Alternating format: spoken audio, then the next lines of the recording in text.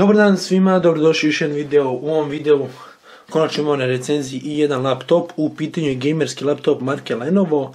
Zove se Lenovo IdeaPad, ima 16 GB RAM, Nvidia GeForce grafiku 970.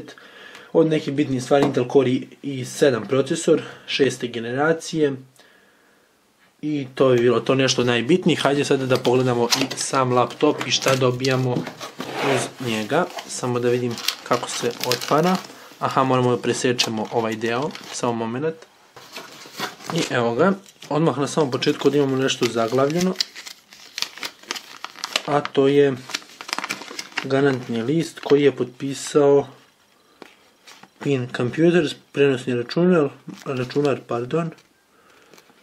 24 mjeseca. I to bi bilo to, znači to nam je garancija na njega. U ovlaštenom servisu Pin Computers nalaze se inače u Zemunu ako nekog zanima. Hajde sad odmah da imamo što imamo ovdje gore. Ovdje su same specifikacije laptopa Lenovo, jako lepo i zanimljivo. Izgleda ovo uputstvo, čak i u boji. Ono prethodno, koliko se ja sećam, nije bilo, ali bože moj.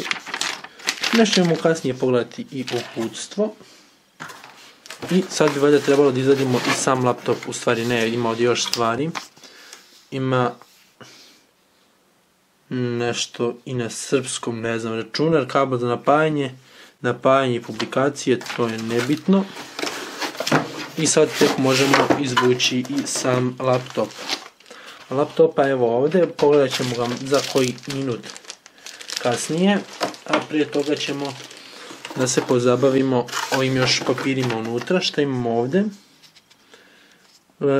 Support phone list, znači kako ih možemo kontaktirati iz koje zemlje. Pogledat ćemo možda da li ima slučajno Srbija, ali sumnjam. Mislim da je kod nas predstavništvo njihovo, nego sumnjam da se to ovdje ubacuje. OPRS, u stvari evo ga ima Srbija, Belgrade i evo ga ovdje broj. Ima i Srbija. Morao sam samo da upalim LED rasvetu radi bolje vidljivosti. Onda ovdje nemamo više ništa. Imamo naravno njegov punjač. Hajde da pogledamo i punjač od laptopa kad smo već tu. Ovo je onaj standardni mrežni deo.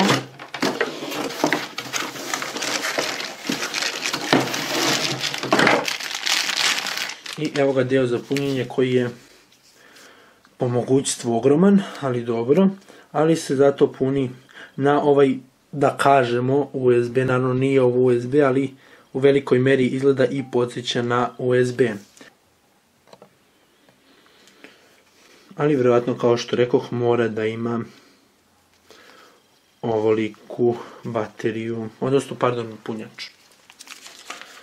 Ovdje ćemo sada sve raskloniti, pogledati da još nešto se ne nalazi u pakovanju, ne. Ove ćemo nepotrebne stvari skloniti. I hajde sada da vidimo i sam računar, ali ne možemo ga upaliti zato što na sebi nema instalisan Windows. I evo ga. Što se tiče samog dizajna, jako je lepo urađen, ima pozadinsku osvetljenost tastature i to ću vam pokazati. Nema Windows licencu niti za Office, nisam koristio nikakve dodatke ni mogućnosti. I evo ga, ovako izgleda i sam laptop. Naravno tu dole imamo neke nalepnice, one njihove standardne koje mislim da svugde ugrađuju, svugde lepe. Nvidia GeForce i Intel Core i7. I imamo ovdje Lenovo IdeaPad 700. Standard voltage procesor 1920x1080, DDR4 memorija, što je odlična stvar. Kao što vidite, ovako izgleda tastatura, imaju po neki žuti dugmići, ali o tome ćemo nešto malo kasnije. Uglavnom, laptop kao laptop sam izgleda prelepo, jako mi se sviđa. Ovo je neka krpa koja je bila tu preko ekrana, bože moj. I to bi bilo to. Testirat ćemo ga naravno na gaming, na druge stvari, a do tada ja vam se zahvaljujem na pažnji, želim prijetan dan i ostanite uz moje druge video tutoriale.